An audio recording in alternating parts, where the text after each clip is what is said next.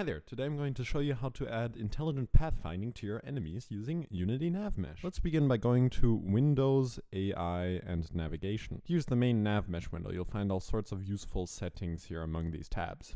To start off, let's select everything and make it navigation static. Now if we go to the bake option and hit bake, you'll see it starts loading as it's building the NavMesh. And here, now we have a big old blue field. This entails everything that the AI can now walk upon. Okay, now we can just make a character who can walk along here.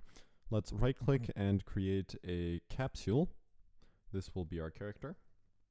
And now we can just add the component. We're looking for the navigation navMeshAgent. Here are a bunch of settings similar to the ones you'll find over here.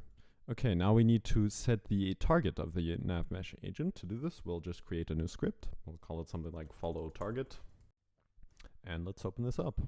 All we need is just a simple field for the navMeshAgent.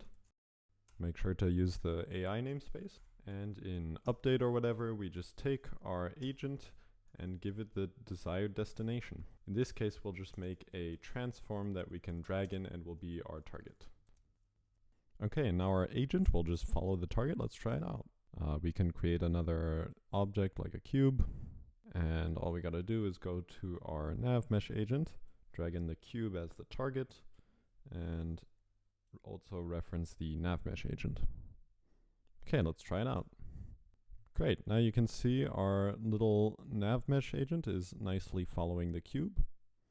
It'll even do so around corners and whatnot. If you're having problems with the mesh, just be sure to have a look at the bake settings, and also bake whenever you change the level geometry. But as you can see, it's ridiculously easy to implement into your game, so just give it a shot. Thanks for watching, guys. I'll see you next time.